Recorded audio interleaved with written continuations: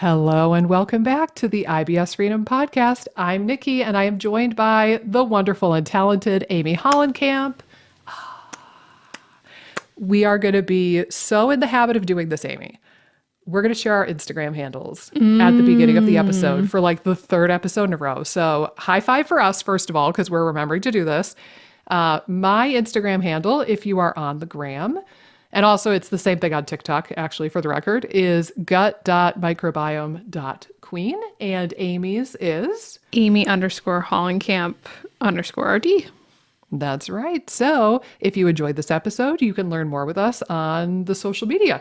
But now that we've gotten the intro out of the way, today's topic should be a fun one. It should be a juicy one. We're going to be talking about SIBO-associated conditions, and it's kind of a two-parter that we're going to mush into one, honestly, because we're also going to talk about symptoms that are frequently attributed to or blamed on SIBO. So if you don't mind, Amy, I think I would like to open with that one. And then we're going to get into some of the conditions that are highly associated with SIBO in the research and, you know, the things that people talk about like restless leg syndrome, endometriosis, diabetes, etc. So, first of all, maybe let's give like a 30-second overview. What are some of the classic SIBO symptoms? Like what symptoms would you see in your clients that would make you go, oh, you probably have SIBO? Yeah, I think the biggies would be bloating. I think that that's the biggest one that I see with SIBO. Sometimes pain and discomfort. Some people, if they've done low FODMAP and feel a lot better initially, sometimes that can be a big symptom from a SIBO standpoint. If they have diarrhea, constipation, I feel like a lot of like the typical IBS-ish symptoms can be similar with SIBO. Like there's a lot of overlap there. So those would be like the biggies that I would think of from a SIBO standpoint. Yeah. I agree. I think those are the big ones. I think particularly, again, like postprandial bloating, aka Right. bloating that's after a meal, and like an intolerance to FODMAPs or particularly aggravated symptoms after you consume FODMAPs. Right. And then, yeah, the kind of normal standard IBS type of stuff of like pooping problems, pooping irregularity, and then some abdominal pain or some discomfort, indigestion, possibly. But really, it's a very like IBS-ish symptom profile, typically, I think. Now to get maybe a smidge controversial 3 minutes into the episode. Well, we're going there. We're going to go there. We're going to spill all the tea, as the kids would say. What are some symptoms that are often blamed on SIBO or often attributed to SIBO that we have reason to believe might not actually be due to SIBO? Or maybe there are too many other possibilities to say for certain that it's SIBO. That's another way to frame this. And I also think that like there could be some of these too where like maybe SIBO is driving like a percentage of it, but it's not as big of a percentage as people are perceiving. So I think, again, there is nuance to this discussion, but I think, again, like when I talk to clients, sometimes they'll say stuff like, well, my energy levels are only going to improve once the SIBO goes away. Or like my brain fog's only going to go away when the SIBO goes away. Or my depression and anxiety are only going to go away when the SIBO goes away. It's like insert symptom here. And I think, again, like it's a wide range of symptoms. Like I don't think it's just brain fog or it's just energy. Like I think it runs the gamut. Like I feel like SIBO tends to be a scapegoat for a lot of symptoms that maybe like there could be a possibility that there's some interplay there, but I find more often than not there's other culprits that are driving it in a more major way. Like I think, again, like from an energy fatigue type standpoint, like primarily I see that as being driven by like you're under eating maybe on a SIBO diet, or like, you know, maybe you're not getting enough sleep. Like there could be some very like foundational pieces to make sure you're covering. Or again, like nutrition deficiencies, like there can be a lot of different reasons why you could be fatigued. And again, maybe there's a percentage of that is SIBO related, or like inflammation in the gut, or like some sort of gut specific fatigue. But I find that more often than not, it's not as big of a percentage, or it's not like the main thing that's driving that symptom. But yeah, I think again, like it's like, I would say the biggest ones that I see are that are kind of vague and broad that are blamed a lot is fatigue, brain fog, and probably mental health stuff. So like anxiety, depression, those types of things. Those are like the biggies that I see people being like, oh, my mental health will get better once the SIBO's gone, or if this happens, then that. So again, like those tend to get blamed a lot more on SIBO, and yeah, maybe there's a percentage that's SIBO related, but more often than not, it's not. SIBO's not as much to blame as people think. Yeah, I agree. And I think that one of the keys here is like the specificity of the symptoms. Right. Like you could kind of look at it this way. Like if you saw somebody who very quickly, abruptly developed pain shooting down their left arm and the left side of their jaw and their chest.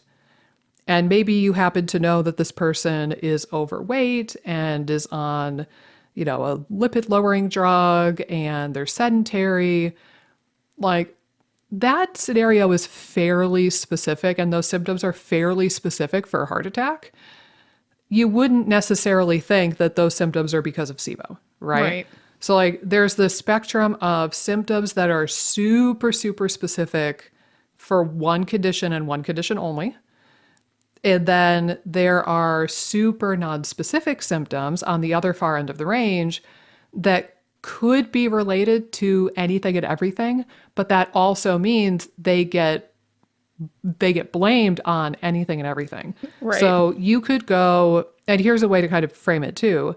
If you were a person who had fatigue or brain fog, you could go to the thyroid doctor in your town, right? Because like people start to specialize. I like this example. I know we were going with this. I like this. Like you human being with brain fog and fatigue, you could go to the thyroid doctor and they could go, oh, it's your thyroid, man. We got to get those numbers up. We got to pump you full of the hormones.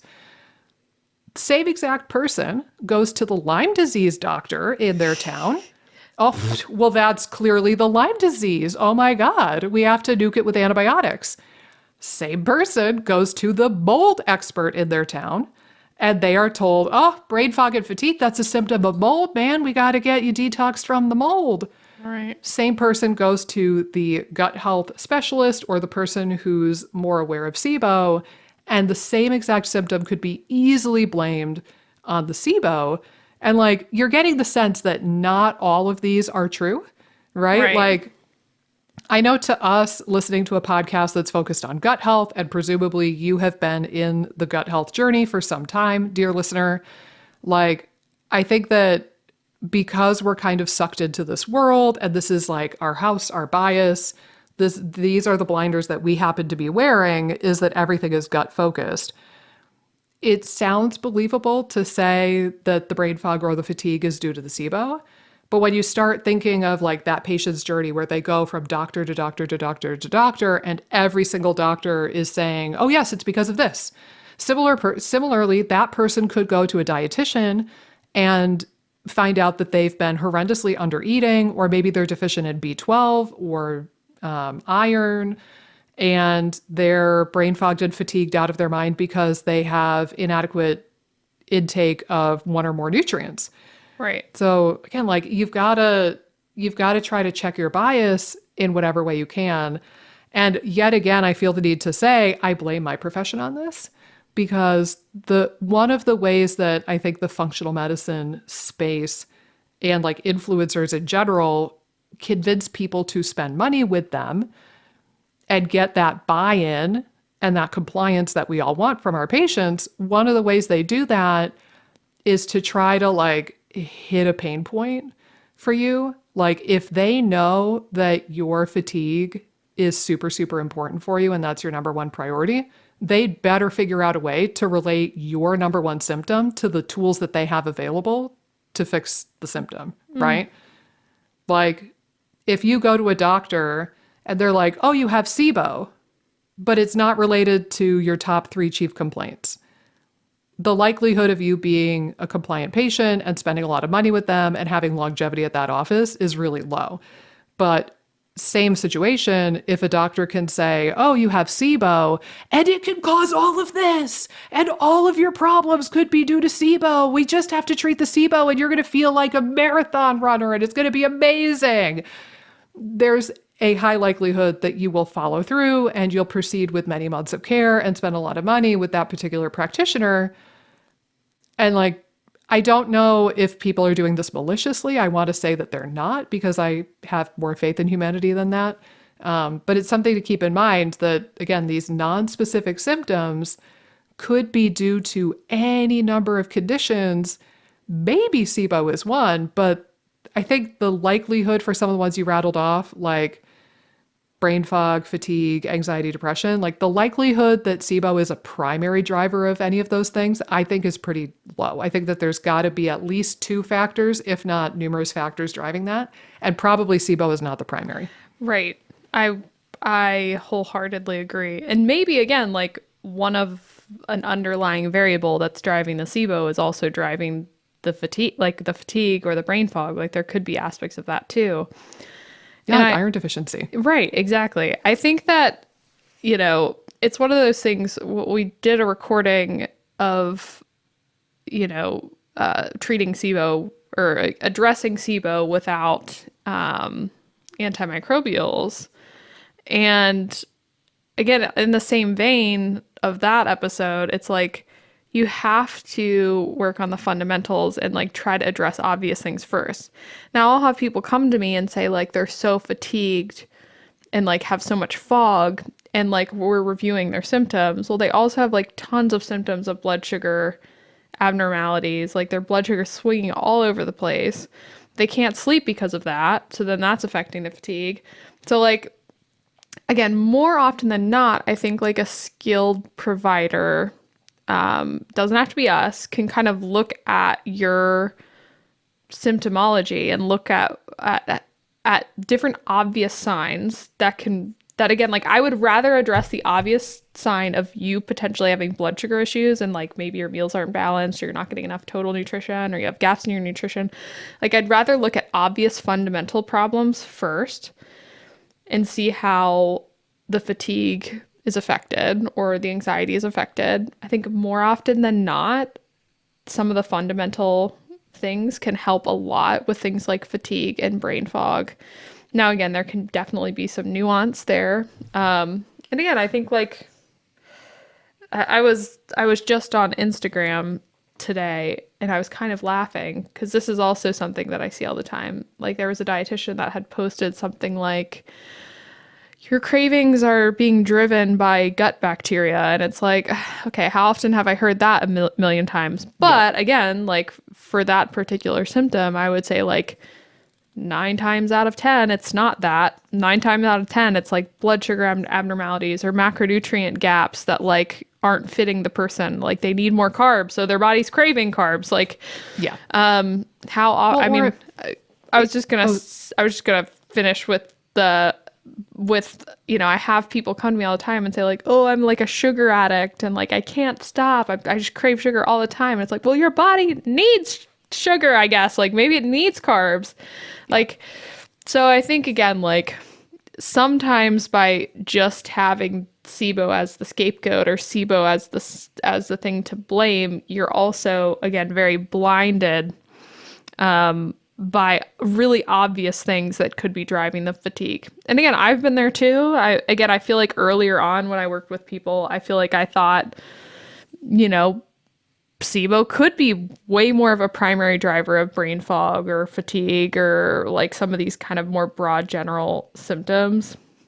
But I think the more I've peeled back the layers and the more I've worked with people, the more I can kind of see like, no, more often than not, it's not like treating the SIBO or addressing the SIBO doesn't necessarily like create massive changes with their fatigue typically.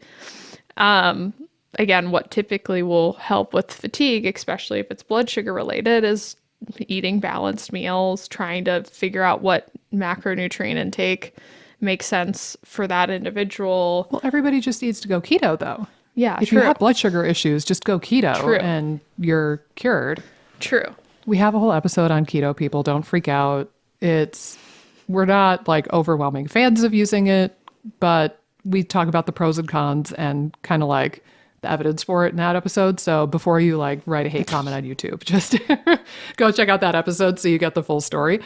I mean, yet again, I feel like we're going back to the idea of like, do the foundations, do the Right. basics, the unsexy, unglamorous stuff. You know what's funny though? I had two kind of thoughts. One, when you were talking about like the person who craves carbs or craves sugar, and you're like, maybe your body needs sugar for Right. some reason. It sounds funny to hear you say that. But if you think about it, we all are a bunch of damn hypocrites at the end of the day. How many posts have you seen on Instagram and Pinterest that are like, oh, if you crave chocolate, you must be deficient in magnesium. Right. And if you crave, salty foods, you must have an adrenal problem. Right. I'm not saying that those are accurate, by the way, but like we put two and two together with other things. But the minute somebody says like, oh, I'm craving carbs, oh, well, carbs are bad and you're a carb addict, you're a sugar Right. addict, you should cut them out. It's like, we're not following the same logic train on those two conversations, which is Right. really funny to observe. But yeah, it also makes me think of the episode we did with Elena Kunicki, the binge eating dietitian, where it's like, you're craving the bad foods, quote unquote, because you're being too strict and too rigid with your diet and you're restricting too much. And that's creating like a restricting binging kind of issue. Right. And the ultimate kind of way through that is to just let yourself eat the naughty foods, quote unquote, and just eat them to your little heart's content for a while. And eventually they won't be as taboo. They won't be like off limits, and they won't have that same like glimmer to them. And then you'll start to come back to balance and you'll find, oh, if I actually allow myself to eat chocolate or whatever it is, I could eat it in moderation and I can have like a good relationship with candy or chocolate or cupcakes or whatever. And it doesn't have to be this all or nothing swinging of the pendulum back and forth. But when you were talking about that, it made me think about binge eating too, where people are like so perfect and so strict and so orthorexic and over the top with their quote unquote healthy diet that then naturally the pendulum is going to ricochet the other direction and they're going to want to eat the entire cake or Right. the entire pint of Ben and Jerry's or whatever it might be. Hashtag Ben and Jerry's are my boys.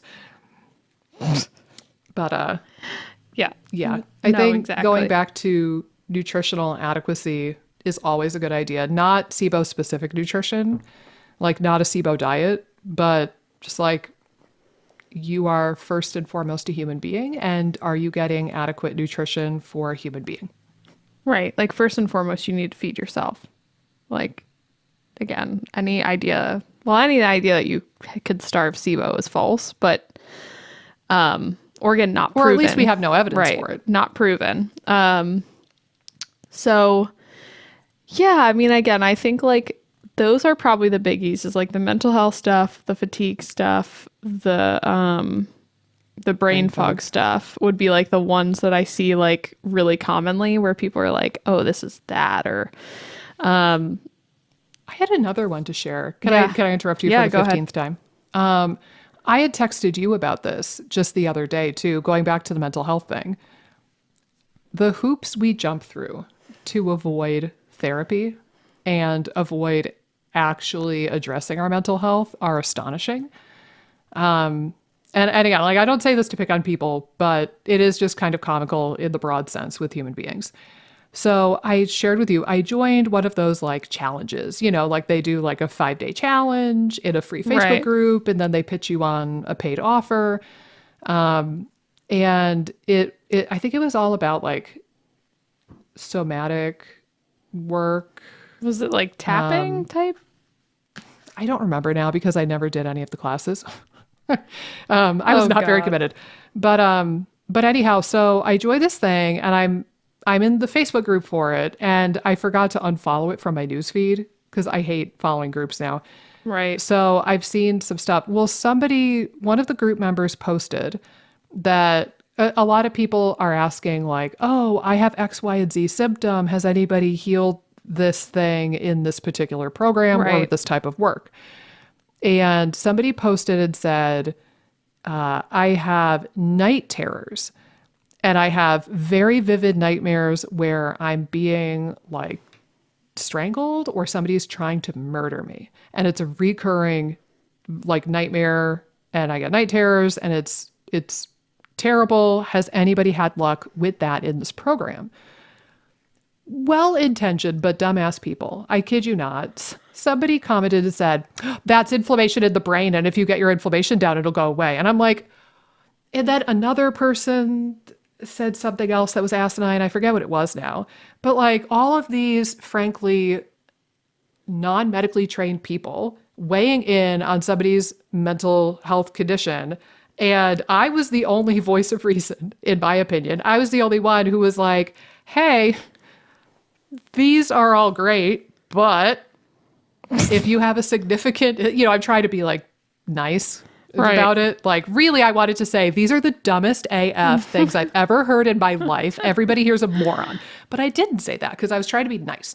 But I said, these are great, but if you have a history of trauma or significant, relationship issues or stress, you'll want to work through this with a trained mental health professional. And I said, like, for what it's worth, there's more to therapy than just talk therapy. There's like EMDR, accelerated resolution technique, internal family systems.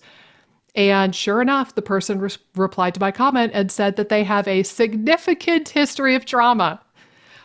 But by all means, tell this poor person that they have inflammation in the brain. Right. So they get paranoid as all get out and they think that they are surely going to die any moment now of like encephalopathy or something.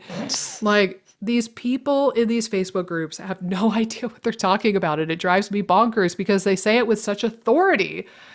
Right. And they just throw random shit out all the time. But again, like, could SIBO be contributing to anxiety or depression or OCD or mental health stuff?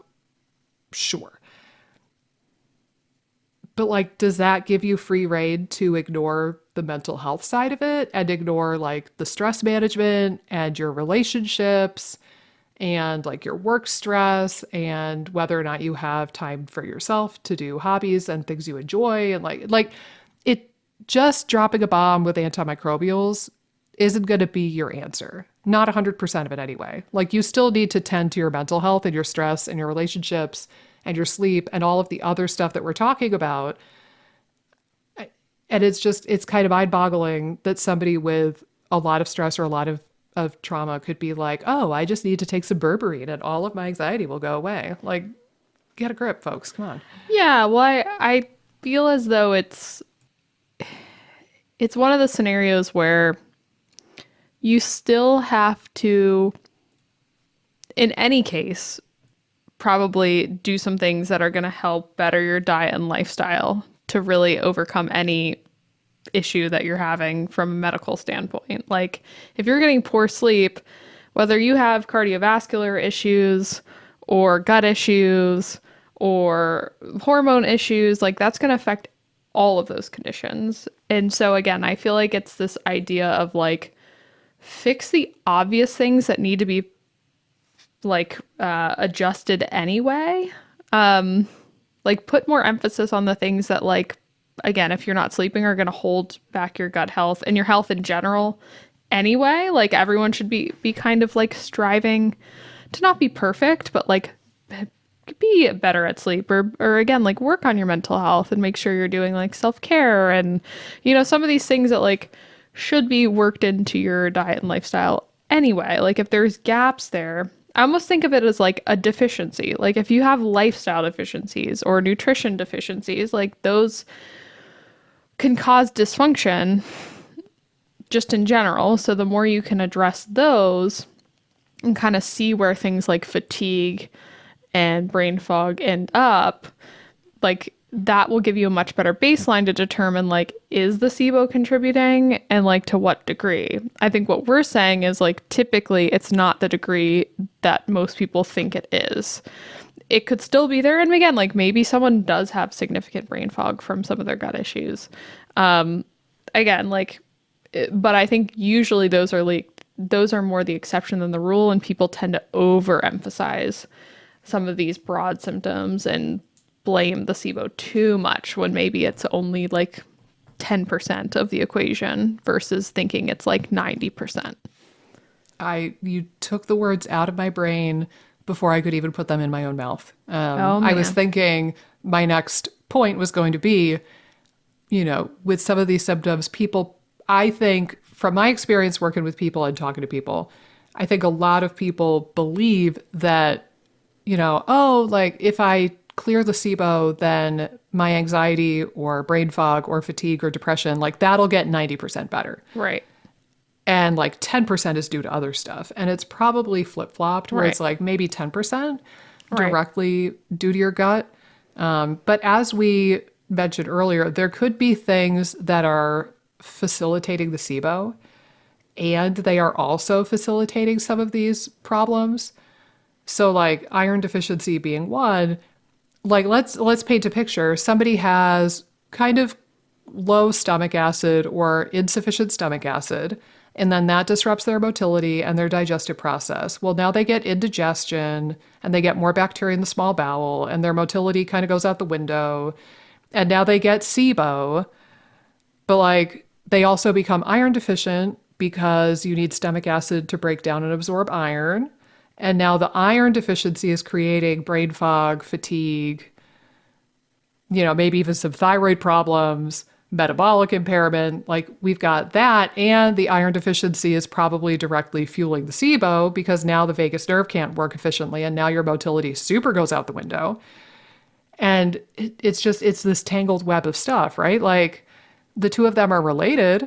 Like if you improve the SIBO, maybe your iron will get a bit better and your absorption of it will be a bit better. And if you correct the stomach acid as part of your SIBO treatment, maybe you start to absorb the iron better and then that clears up some of the problems. But it's not necessarily that the SIBO bacteria or their metabolites are directly causing some of these symptoms. It might just be part of the interwoven web of stuff that you're dealing with.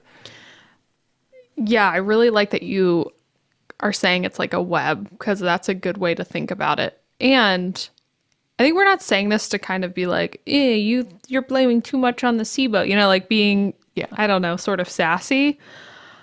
But like, I mean, we are sassy, but we're not trying to be jerks. We're not trying to be judgmental. Exactly. Because again, like I've been there and I will tell you, like the more that I'm like blaming and like myopically focused and not seeing the web, or at least in my experience and then working with others, the more you're myopically focused on the SIBO and like blinders to everything else, and like this is causing SIBO, this is being driven by SIBO, this is being driven by SIBO, the more that you're going to make some mistakes on the way.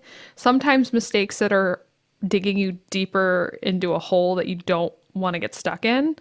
So it's more just like trying to prevent you from making the same mistakes that myself included and many other people that I've worked with have made, where it's like you are so myopically focused on the SIBO being the only problem that you fail to like address other things that would really help your symptomology. Yeah.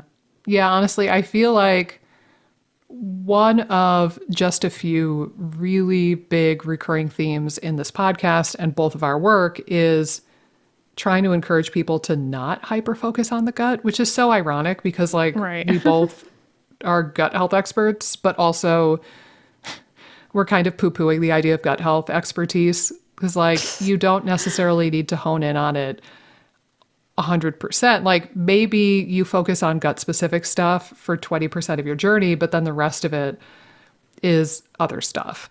And it's kind of funny to me that we're like two gut health experts that are poo-pooing the idea of digging more into the gut health arena. I feel like we are also both wired in a way where like we will change our strategies if we see that they're not working, or if again like we say like, oh, this like low FODMAP diet, I've been using it and it just like isn't working, or like I've been trying this particular strategy but it's just not working. Like I think again, like in the past I've relied a little bit more heavily on antimicrobials, but like I don't know.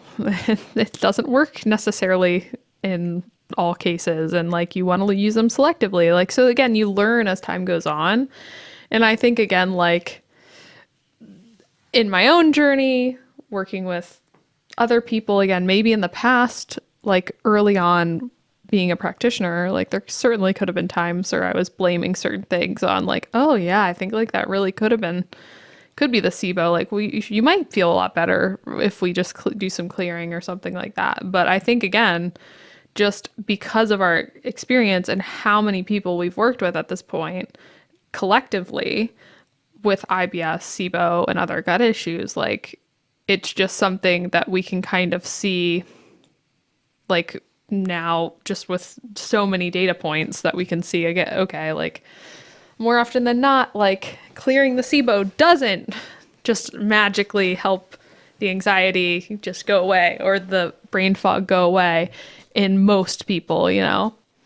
I feel like the words you're kind of fishing for somewhat are mental flexibility.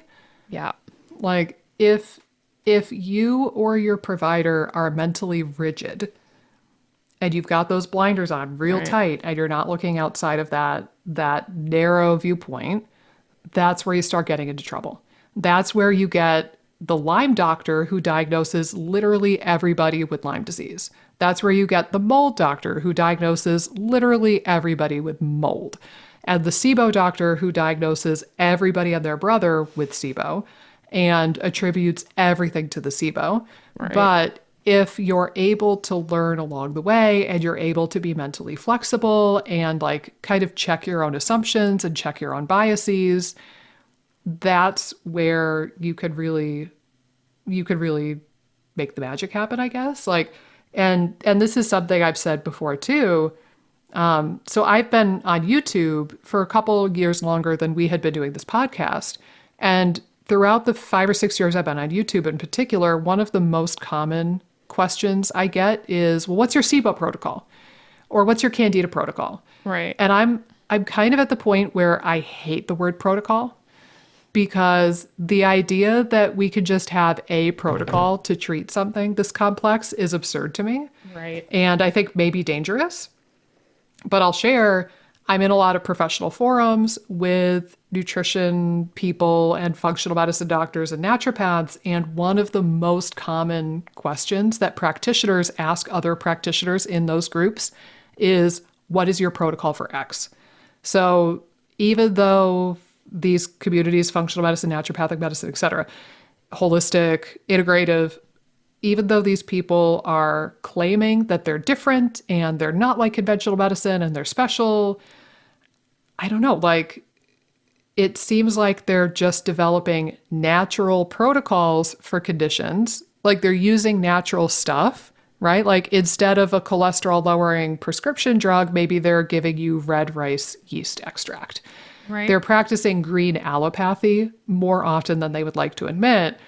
But this is maybe a good point, is that this is something you could maybe explore if you're looking at working with somebody. And if that practitioner does like a discovery call or a get to know you call before you commit to the treatment plan, or even like in your first appointment, you could kind of work in a couple of questions of like, hey, so here's a for instance, what if it's SIBO and we try with antimicrobials and the symptoms come back? Then what do we do? And if they say, oh, more antimicrobials, okay, so we do the second round of antimicrobials. What if that doesn't work? Then what do we do? Like if you notice that they're kind of defaulting to the same protocol again and again and again and again and again, or they're going deeper and deeper into like kill, starve, kill, starve, kill, starve, restrict, restrict, restrict, that's kind of red flaggy to me. Versus if you had the same conversation and that person was like, oh, that's a good question. Yeah, if the first round or two of antimicrobials didn't get you very far, I would start to think that there was a root cause that was not addressed or there was some underlying factor. And that's where we might send you off to LabCorp for like a little bit more blood work. Or we might have you do a food diary and see, check on your nutrition. Or maybe we would pivot and start to think about building up the microbiome instead of killing. And maybe we would pivot to like a probiotic. Like, those are two different conversations, right? The practitioner's like, oh, you do more of the same thing over and over again. And the practitioners who's like, oh, that's where we get curious and we pivot and we start thinking of other things that we haven't done yet. I would personally much rather work with the latter person and figure that out on a discovery call versus, get 6 months into SIBO protocol after SIBO protocol after SIBO protocol and be stuck doing the same thing repeatedly. Yeah. No, it's such a good point. There has to be some mental flexibility and to be able to adjust, I think. For both of you. Yeah. The only other, I think symptom that gets blamed a lot that I want to make sure we cover before we maybe jump into associated conditions would be weight loss. Again, there seems to be a heavy focus on SIBO or gut issues driving weight loss. Malabsorption. And again, typically I am not seeing that at all. There are the few people that I've worked with that have true malabsorption, but usually those are not just typical SIBO folks. So yeah, I think that again, if you've lost a lot of weight, I definitely would, and that's an easy one to rule out too, typically, because you can check calories in, calories out. Again, you might need some skill. Sometimes I feel like some of the apps underestimate your calorie burn. So there could be a ballpark though. Right. It could still give you a ballpark. I think you're right. I think a lot of people that have had significant weight loss are significantly under fueling and they just don't realize. Yeah. So again, I think weight loss is another really big symptom that gets blamed a lot of times on SIBO, but again, I would say 98% of the time it isn't SIBO unless it's indirect of doing a SIBO diet. There you go. So again, the actual fact that you have SIBO and you're restricting your food could certainly lead to weight loss, but the SIBO is not usually going to drive major malabsorption issues to where you're losing weight. I guess the other way to frame this is in this scenario, yes, I think the point that you made just now, if you're doing a restrictive diet or a SIBO diet or the elemental diet, or if you're doing fasting to try to stoke your MMC, or if you don't have a good appetite because you feel bloated and queasy and gross all the time. Right. SIBO can cause you to undereat, and then the undereating can drive weight loss. So that definitely is a thing. But it's not like the SIBO bacteria directly are causing weight loss, which is, I think, the assumption. What people usually assume is that the SIBO bacteria or their metabolites directly cause malabsorption, and then you're not absorbing the food, and that is what causes the weight loss. And I agree. I think that is actually very uncommon. And this is worth mentioning here too. So we're going to do some episodes and I'll do some YouTube videos in the hopefully near future about the accuracy or lack thereof of SIBO breath testing and just SIBO testing in general. But one thing to know about testing, particularly aspirate testing, is that we have lowered the bar for what we call SIBO numerous times in the last 10 or so years. So if you got diagnosed with SIBO in the year 2000 or in the 80s or 90s, that was an entirely different beast versus somebody who's getting diagnosed with SIBO in this day and age. Right. We've lowered the threshold for what we deem to be an overgrowth. And so, we have older research that does show that SIBO causes bona fide malabsorption, and sometimes it causes villus atrophy, similar to celiac disease. But those are the people who have like short bowel syndrome. These are the people who have the most extreme of extreme situations, and that causes SIBO. This is not your average Joe Schmo, Jane Schmo America who has, 30 parts per million hydrogen on a breath test or, 40, 50 parts per million on a breath test. That's a whole different animal. So yes, SIBO can cause malabsorption, but it's a much more severe form of SIBO that is very rarely seen. Like I would almost say that practically 0% of the people listening right now probably have that version of SIBO. Right. Like we're talking to the rest of you all right now. Right. And the chances are you don't have malabsorption. Well, probably a lot of you have malnutrition. Well, and I feel like too, like the malabsorption scenario, you'd probably have other diagnoses like in conjunction with SIBO that might even be more severe if you have that severe side of the SIBO coin. But yeah, I think such a good point. I'm glad you brought that up. We really do need to do like an updated breath testing. We do. We've got a couple more in mind in the pipeline. Every time I'm like reviewing breath tests now, I kind of like, I'm like, oh. Yeah. Same. Ditto. It's like, I don't We'll make a point to cover it soon. Because I keep meaning to do so on my YouTube channel also. So I need to just read up a little bit more. I mean, I did a lot of reading on this in the fall for SIBO Hero when I was putting together that practitioner program. But I want to dig just a little bit deeper even and come up with a little bit more before we have a full-blown hour-long discussion on this topic. Because I don't want to run the risk of telling somebody on this podcast something that's inaccurate or not helpful. And that's not the name of the game. The name of the game is to help you guys. So in the next handful of weeks, I think we're going to make a point to do some episodes on that. And I'm going to do some coverage of this on my YouTube channel as well. But anyway, that being said, that actually is the perfect segue into the SIBO associated conditions, believe it or not. Because what I want to share before we talk about any of these things, two things I wanted to share. A, there's a huge exhaustive list on SIBOinfo.com. So that's Alison Seebecker's website. I think all of you probably know about her by this point. I'm not telling you anything new. But if you go to the tab that says About SIBO and go down to the drop down that says Associated Conditions, there is an alphabetical list of every condition on planet Earth practically. And what's nice about it is that she does link a lot of PubMed studies. So it at least gives you a starting point on PubMed if you want to look at some of these articles. It's like every condition known to man. Literally okay, just the letter A, you ready? Acne vulgaris, acromegaly, acute gastroenteritis, age, elderly, children, alcohol consumption, alcoholic liver disease, Alzheimer's, anorexia, anemia, amyloidosis, God, that was hard, anxiety, asthma, atherosclerosis, atrophic gastritis, autism. That's just the letter A. I like how children is listed. I know. Well, then it says, see children below. And then there's a lot of studies on like pediatric cases of SIBO.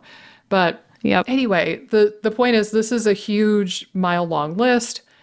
But here's the thing. I use this as a starting point if I'm referencing something along these lines. Like if I'm talking to a patient, for example, and they're like, oh, could such and such be like associated with SIBO?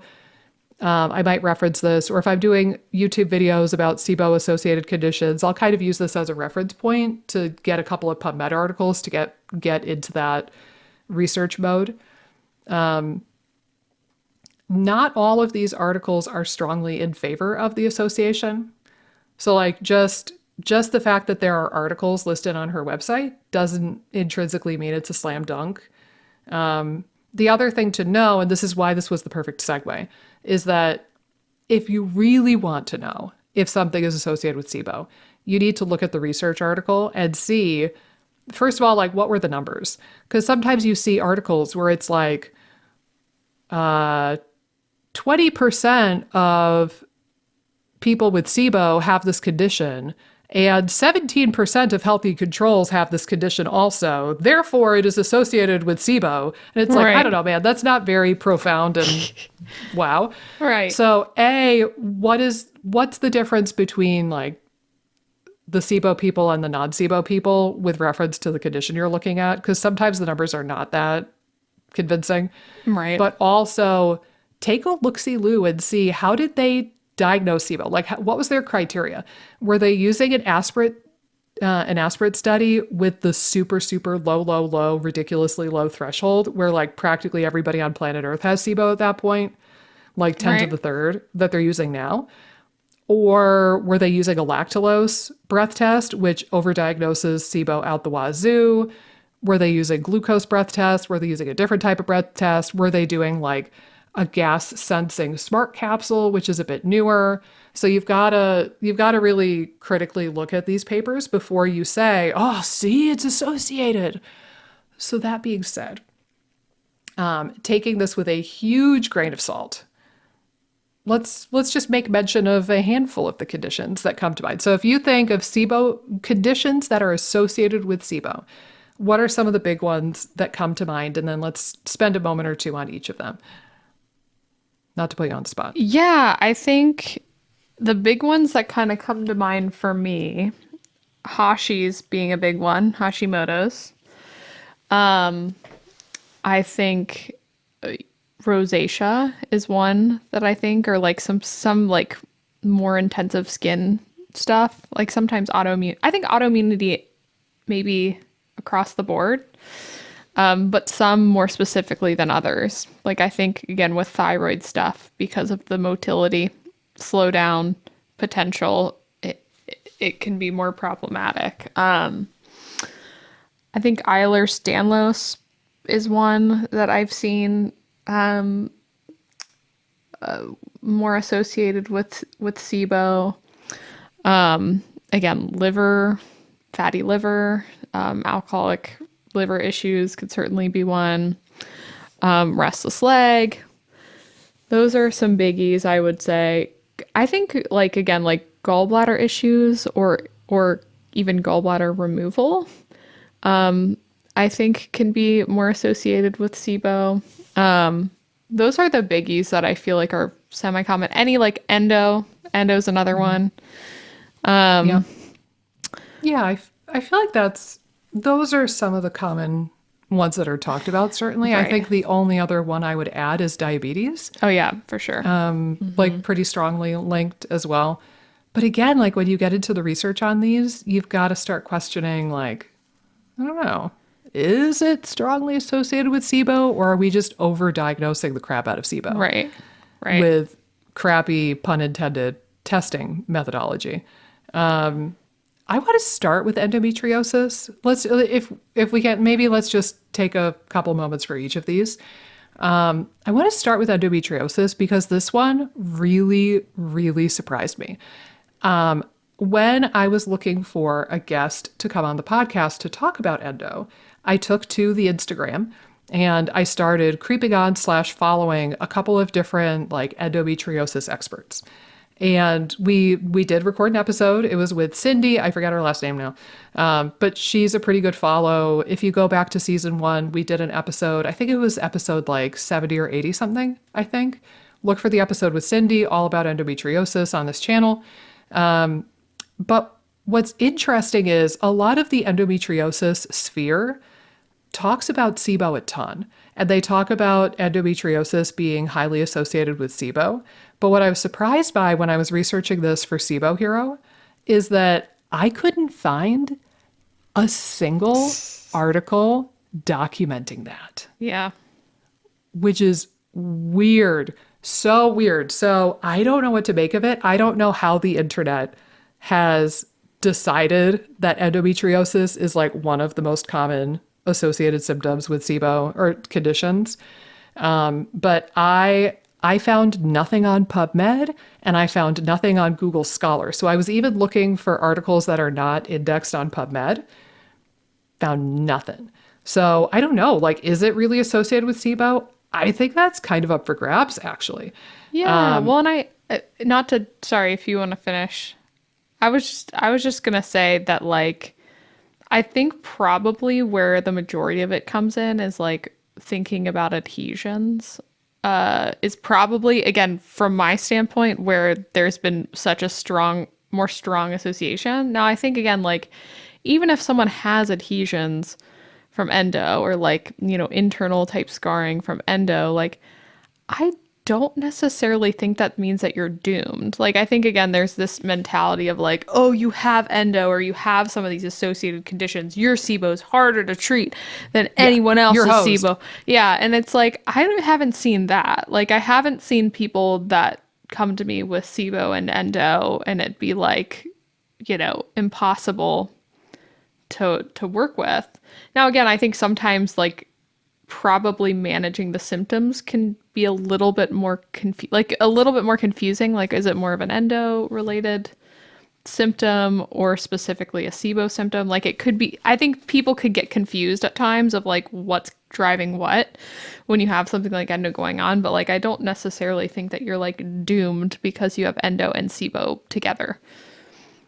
Yeah, I agree. And I think, again, you're in my brain this episode Oh in my particular. I gosh. mean, we're very much on the same wavelength, but I literally have a video on my YouTube channel and it's titled something like, Are You Doomed Because of Adhesions? Oh my gosh. So it's funny that you specifically said the word doomed of all things. But yeah, like people really get into this bad headspace of like, I'm doomed, I'm hosed, it's so difficult to treat, I have this impossible crazy case and nobody can help me and oh. And that's not a great mental space to be in to make forward progress. Right. And it's very scary. But also, I don't know if it's true. I agree. I think that another thing to mention too is that there is something talked about in the endometriosis sphere called endobelly.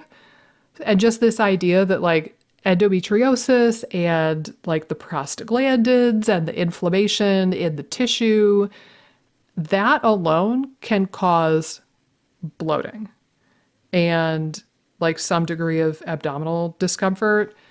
But it's just the endo. It's not necessarily that the endo is causing SIBO. So that's something to Yeah. consider too, is like, you kind of alluded to this, like how much of it is the SIBO itself and how much of it is the endo itself and how much are the two of them talking to each other and causing the other one. It's not as Yeah. straightforward as you would think. Yeah, I think that's it's an interesting discussion because I feel like I've had conversations with clients where maybe it's not even endo specific, but like I'm trying to determine if like what they're experiencing is bloating from gas or more like fluid retention that might be a little bit more like inflammatory driven. And I think again, like with something like an endo belly, and there still could be like gas production too. So it might not be like a smoking gun at all, but like sometimes I feel like some people that have bloating have more of like this discomfort from like having fluid retention, like in their abdominal cavity, whether that's from endo or something else. But like, again, that's something to think about a little bit too, I think, if you're trying to like differentiate somewhat. But again, it probably would take way more analysis than that. But again, I don't know if you've seen that too, where some people are like, I'm so bloated. And then when you kind of get into like, okay, but is it like trapped gas? And then like it kind of comes out, maybe it's more like fluid retention-y type bloating versus Yeah. gas bloating. Yeah, I could see that. And honestly, when you start thinking about fluid retention, really the brain needs to go to like inflammation Right. more so next. Right. Like that could be bloating due to inflammation. And basically, like the inflammatory cytokines, which are these messenger molecules for the immune system, the cytokines can influence capillary leakiness and how much fluid leaks out of the capillaries and into the interstitial space, the space between the cells. And that's where you get fluid retention. As a side note, that's probably what happens. Like we have probably all heard this before, where like a relative or a friend who eats absolute garbage and does not move, they go on a diet for the new year or whatever, Yeah. and they do like a Whole 30 or they go vegan, or they go plant-based, they do some really restrictive diet, and they drop like 20 pounds, like nothing. And they're like, this is the best diet ever. And then they hit a plateau. And then it's Right. super slow after that. Probably, and people will frequently say, oh, it was just water weight. Well, yeah, but water weight is AKA fluid retention, which is oftentimes related to inflammatory balance in the body Right. and these cytokines and prostaglandins. So those people lost water weight because they were inflamed and they were eating an inflammatory diet, and then they cleaned up their diet and they weren't as inflamed. So that still has tremendous value, but I think people get frustrated because they're like, oh, it's just water weight. Well, yeah, but that you're losing inflammation weight essentially Right. is what that ends up being. Right. Yeah. And I think, again, like you could go down the list of said conditions we were talking about where it's like, oh, I'm doomed because I have Ehlers-Danlos and SIBO. I had a recent conversation with someone who I worked with in the past who was thinking about coming back to work with me, and we were kind of discussing, but there was a level of potentially thinking that they were doomed because of Ehlers-Danlos, and it's like, I don't know. I think that I think again, it's Ehlers-Danlos is interesting. I definitely have some hypermobility. I don't know if it's necessarily Ehlers-Danlos. I feel like I was like I had a provider like test me for it, and I was kind of like borderline. I was talking to my mom randomly about it, and she's like, "Oh yeah, I have that." I'm like, I had like no idea. Where Good like to know, Ma. I know, but yeah, I think again like that's one. I think again it's not something that's necessarily diagnosed super frequently, but like if it is, I feel like sometimes people think that that's doom and gloom. You have like a thyroid, the Hashimoto. Sometimes those folks think that they're doomed with SIBO. Well, and if we could pause on that for a second. So with Ehlers-Danlos, it's kind of the same assumption of like, oh, you have adhesions, and then adhesions glue your intestines together and you're doomed and you can't have good motility. With hypothyroidism, hypothyroidism does slow down motility. Right. And that's been a known thing for a lot of years. The other element I think that makes people freaked out is that there was a research article a handful of years ago that showed like, I think it was, they were looking at patient charts in a hospital retrospectively, and they were looking at like, oh, of the people who were diagnosed with SIBO, what other conditions did they have previously? And what they found was that hypothyroidism, so like elevated TSH, was highly associated with SIBO, but having normal thyroid levels, normal TSH, and being on levothyroxine was even more associated with SIBO. And when that article came out, everybody lost their damn mind. There were people in my space who were saying, see, drugs are bad. Meh. And we talked about this. We have a whole episode on hypothyroidism. And I have a whole YouTube video talking about that study. I don't think that levothyroxine causes SIBO, even one iota. That was not my Right. impression from that article. What I think is that if you just became hypothyroid like a month ago or a year ago, that's the person who might not know that they're hypothyroid. And then Right. they get their TSH measured and it's like, oh, gosh, golly, gee, look, your TSH is 8. We should do something about that. And that person is not yet on medication. Versus somebody like my mom, who got diagnosed with hypothyroidism when I was 6 months old, I think. So like 36 some odd years ago, she got diagnosed with hypothyroidism. They slapped her on levothyroxine. There was no more conversation at all, period. Just go about your life and take this drug now. Right. Years later, when I was like 26, so like 26 years later, I ran some blood work on her and I determined, oh, fun fact, you have Hashimoto's, and that's why you're hypothyroid. And we started doing some stuff to help with the autoimmunity and the inflammation, and she lost some weight and got healthier.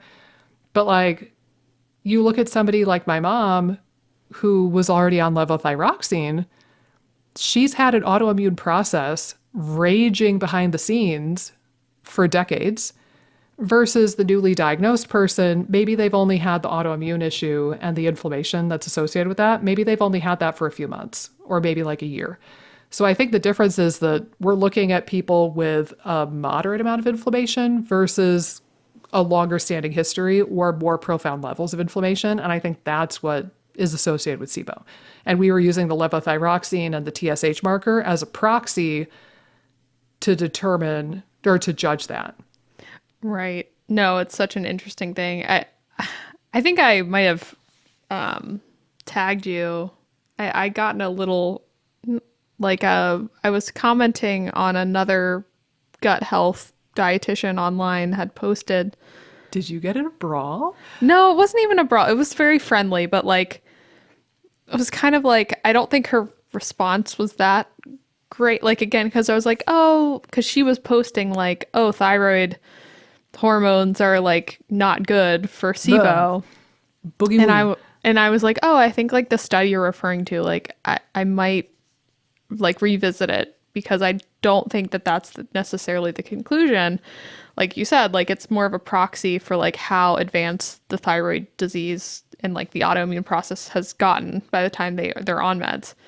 And so we were going back and forth, but like then it was just kind of like, well, I see historically like with my clients that this is the case too. And I was like, I don't know.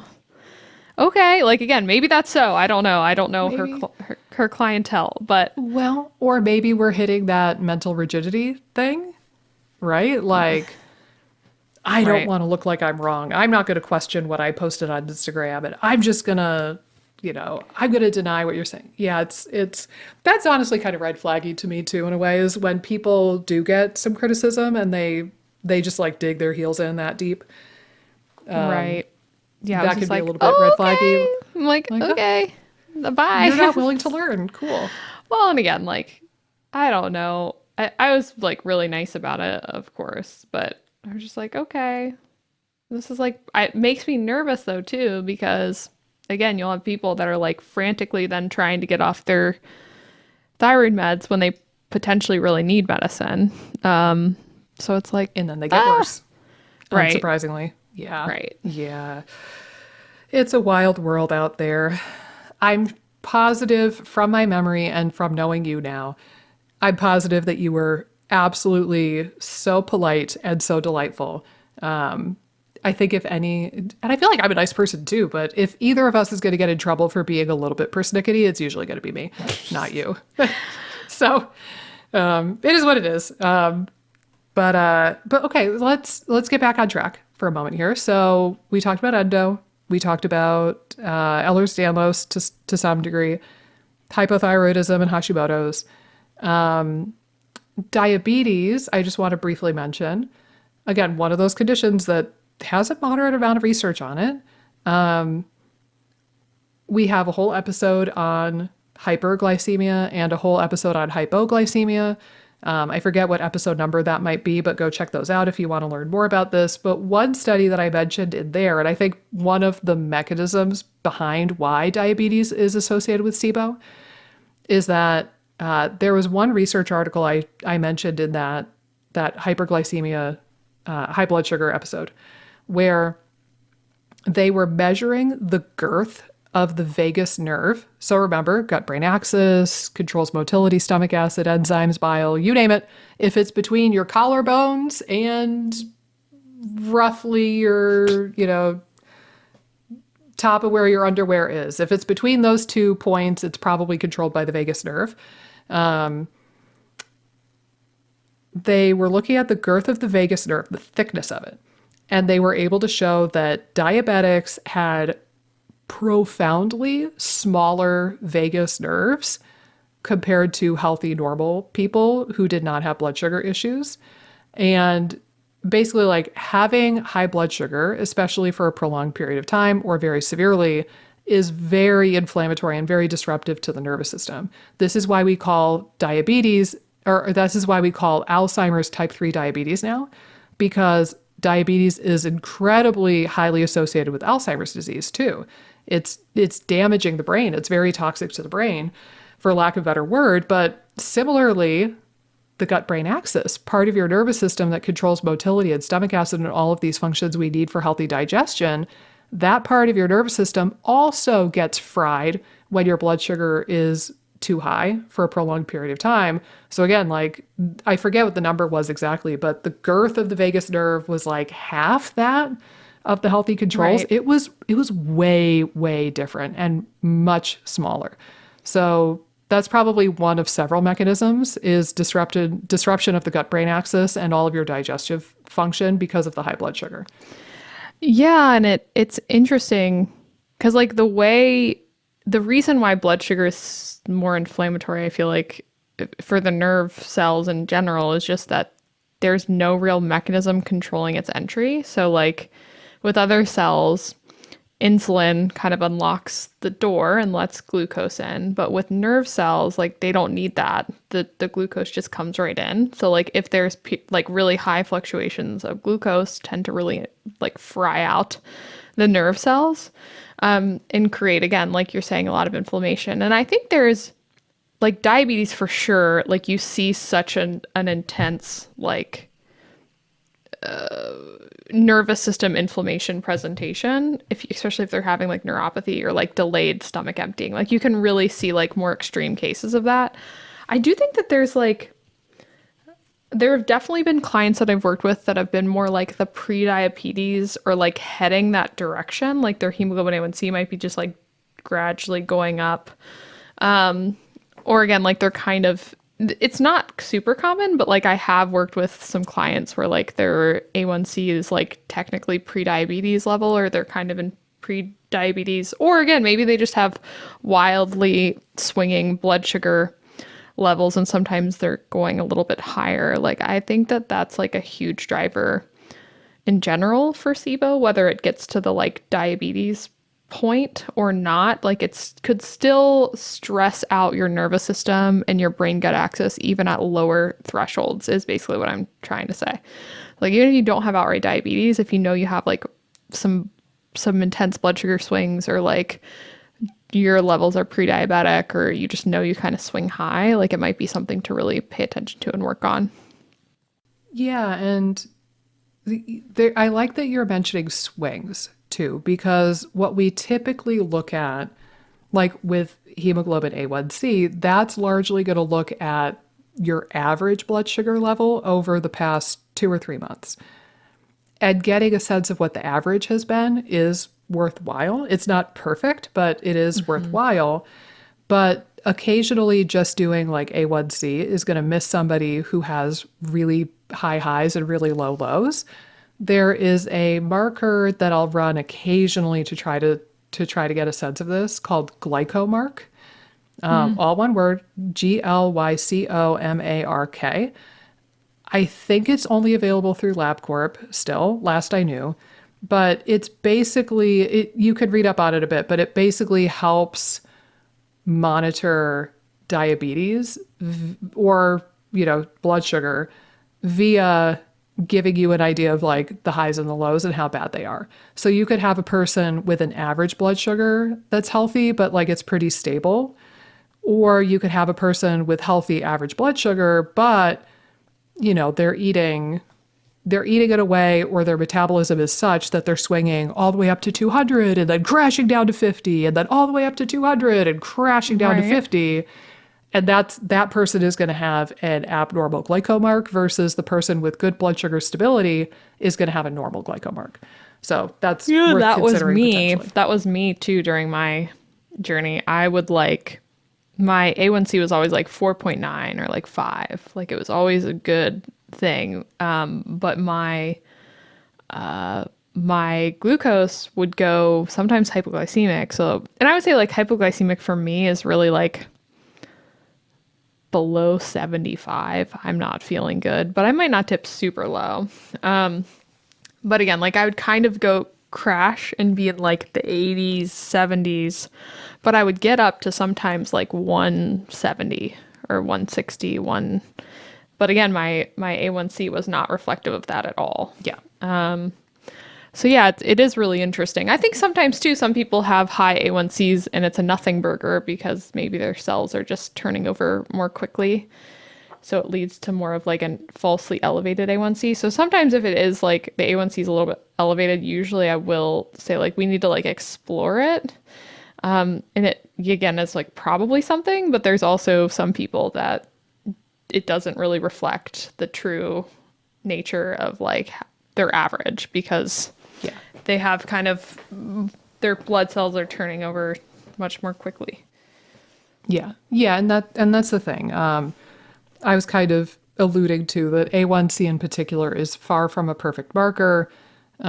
Basically, to give slightly more context to what you're talking about, hemoglobin A1C is just hemoglobin that's still riding around on your red blood cells like it normally would, but they're measuring how much of your hemoglobin has a glucose molecule bound to it, and it's glycosylated. It's that chemical reaction, that bonding between a protein, in this case hemoglobin, and sugar. You can get glycosylation with cooking too, like the Maillard reaction, I think it's called. You could get that with your cooking as well. But it's protein plus sugar bound together, and we're measuring what percent of your hemoglobin is glycosylated. But what doesn't get talked about enough is that red blood cells will have slightly different lifespans and turnover rates from individual to individual. So you could have somebody, the average is 3 months, right? So like in textbooks, they will say that the average lifespan of a red blood cell is 3 months.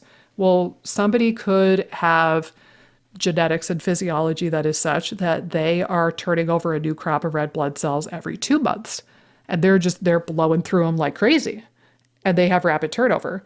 Or you could have somebody who keeps their red blood cells around for a long time. Maybe they have a lifespan of 4 months. With hemoglobin A1C, the longer your red blood cells ride around your bloodstream, the more sugar they're going to bind to just because of their longevity. So if you have really long-lived red blood cells, that might artificially increase your A1C, versus if you have really rapid red blood cell turnover, just again, like genetically, physiology, whatever it might be, that's going to artificially suppress your A1C. Your A1C is going to look really good, but it's because your red blood cells don't float around for as long, so the hemoglobin's not getting glycosylated. So, yeah, it's, I think, thinking about nutrition and nutritional tracking and just being mindful of like, all right, like how much like how many simple carbs and simple sugars am I eating in a day? And is it balanced with protein and fiber and fat? Maybe doing occasional finger stick testing. I very recently became like like whatever the opposite of a fan is, I just became it recently for CGMs. So I'm not really recommending CGMs. I'll tell the story another time. But, maybe occasionally checking your blood sugar, maybe doing like fasting glucose A1C and glycomark through like a LabCorp draw. I think you could get a pretty good amount of information doing this sort of stuff, and you might not even need something like a CGM. Yeah. What other conditions were we talking about? Restless leg syndrome. Let's mention that. I think let's mention restless leg syndrome and rosacea, because those are the other two kind of biggies. And then what do you say we call it a wrap there? Boobs ready. Boobs ready to wrap. Then we'll make it quick. So restless leg syndrome associated with SIBO, perhaps, but also super associated with iron deficiency. So if you haven't investigated that, that's worth your while. And again, like we talked about earlier, iron deficiency can probably make SIBO worse, maybe vice versa, but I don't think it's as commonly as people assume. But again, if you paint the picture of somebody who's like a bit iron deficient and then they can't make stomach acid super efficiently, right, and maybe their thyroid is like a little bit low-key crappy, and their motility is just a little bit sluggish because they're not getting great oxygen delivery to their nervous system, including their vagus nerve. And, you've got this kind of like web of stuff. And then, yeah, maybe that person also has SIBO and they develop restless leg syndrome. But like, is it because of the SIBO or is it because of the high incidence of iron deficiency amongst SIBO patients? I'd probably argue the latter, to tell you the honest truth. Right. But that's something to consider. And funny enough, I had restless leg syndrome twice in my life. I had it on again, off again for many years in like high school and maybe early college. And those were the days when I was a vegetarian. And I had brief little blips of it when I was pregnant. Not a ton, but like a little bit. And if you think about it, those are two situations where I easily could have been a little bit iron deficient. Right. So like with pregnancy, I know my hemoglobin was always good because they always tested like a CBC or hemoglobin, but Right. never once in my whole pregnancy did they test ferritin. Right? So like maybe my ferritin was just a teeny bit low. And maybe Yeah. that was why the RLS came back. Or because I had a baby squashing the nerves that went down to my legs and my sciatic nerve or whatever was chronically squashed. I don't know. Your sciatic nerve was like, ah, Help. get this baby Help. off me. Yep. And then you want to close us out perhaps with a couple sentences. That sounds so unglamorous. Give us a couple of sentences, Amy, about rosacea. Well, how could I reframe that? Tell us some little nuggets, maybe. Just like give us a little taste of Yeah, rosacea. I think there was like a study that was saying something like if you have rosacea, you're like 8 times more likely to have SIBO or something like that. And again, I think that there's historically like a connection between the gut and skin axis. Now, again, like inflammation in general, I think is going to be there for rosacea to some degree. I also think like sometimes things like histamine, again, can be a little confused at times. Or again, like maybe histamine's the primary driver, but maybe there's something SIBO that's affecting the histamine, like something SIBO related that's affecting the histamine. But yeah, I think, any sort of like kind of inflammatory skin condition can sometimes have gut connections to some degree. Now, again, like you'll have some people that think it's all gut related, which is dicey, as we've kind of made very prominent in this episode. But Nothing is that simple, people. right. Everything is connected to everything else. Your big toe is probably connected to the eyelash on your left eyeball. And I don't know, like we just don't know how. Right. Yeah, I think the numbers from my recollection are accurate. I think rosacea is also pretty well associated with H. pylori. So Yeah. that's another consideration. But again, like don't dig your heels in and like convince yourself and brainwash yourself that this is absolutely it. Because then if you get a test result back that's like borderline or negative even, like we have both seen people who have worked with other providers for skin conditions. I know like this we've talked about. A person works with like a gut skin expert person and they do a test to try to diagnose SIBO and it's negative or it's borderline and the person still is like, oh, it's still SIBO. It's like, well, then why did you order the test? Right. If you were going to be convinced that it was SIBO one way or another, why give the illusion of objectivity at all? Again, noting that SIBO tests are pretty worthless anyway, but similarly, same scenario, person with a skin issue goes to like the gut health, skin health expert, guru person, and they get tested for H. pylori, and either it's a very, very low level, like on a GI map test, which I think overdiagnoses it, to be honest. It's either a super low level where it's not a threat, or it's negative for H. pylori, but then the expert is still like, oh, we need to do an H. pylori protocol. And it's like, well, again, why? Why are you using testing at all if you're going to be using the same exact protocol on everybody, regardless of what the Right. testing shows? At that point, you might as well save the people the $300 and not make them do the GI map. Yeah. Well, I think, again, I know the case that you're talking about because there was a case that I was working on where like the person was working with another provider and like it seemed to be like every time there was a bump, it was, or again, like they were convinced it was H. pylori, even though the test said no H. pylori. And so they did this H. pylori protocol, which I was like, I don't know if I would do that. But, you know, I was like, it's totally up to you. Like, you're the patient client. Like, you have to decide what's best for you. So, like, I kind of made my case. The other person made their case. They did the H. pylori. Well, then they weren't much better. And so then it was like, Shocker. And the main symptom they didn't have very many like gut symptoms. It was primarily like skin rash that they were trying to get rid of.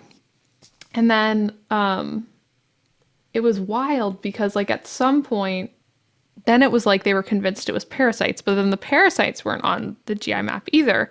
So it was like, I don't know, dude. Like, do you want to really go on like a 4-month parasite cleanse? Or do you want to just like keep working on some other things and like working on my kind of thought process around this particular case was to like build diversity up because she had already been through some clearance and things like that.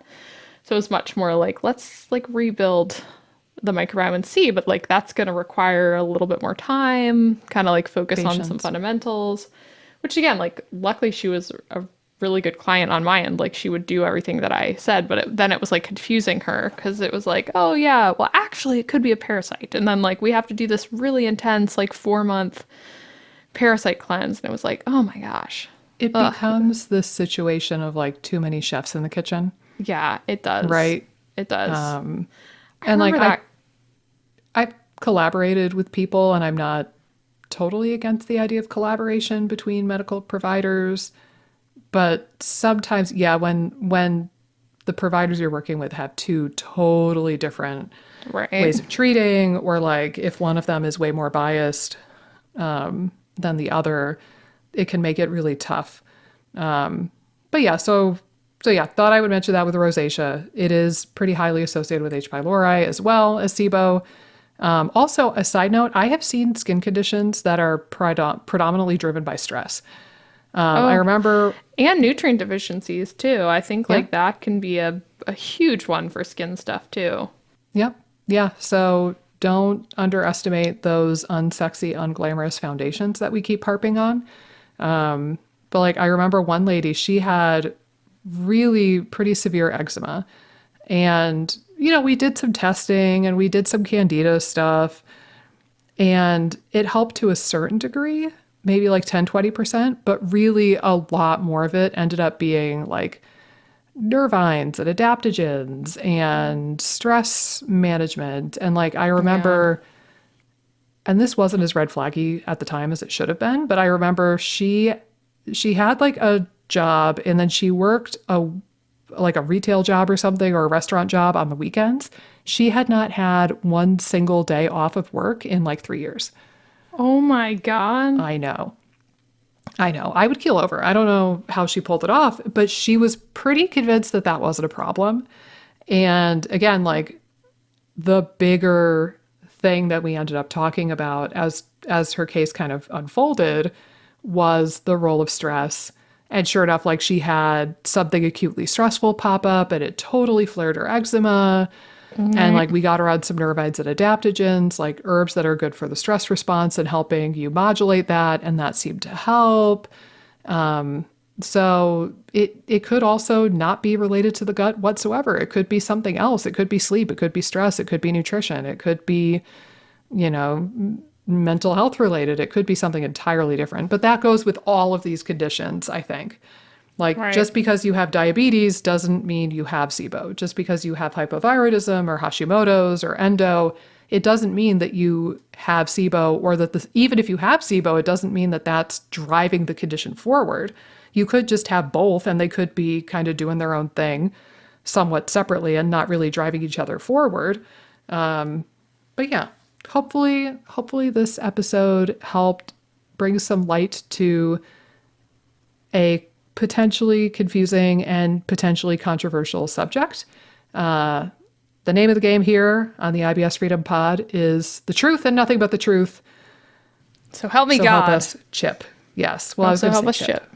So help us, Chip. So let's let Amy get out of here so that she can go find that baby and help Righty feel a bit better. Release the boob. We will see you in the next episode. You know the drill. Like, subscribe, comment if you're on YouTube. My resolution for the year is to be better about at least looking at the YouTube comments on this channel. And we will see you on Instagram or right back here on the podcast before you know it. Toodaloo.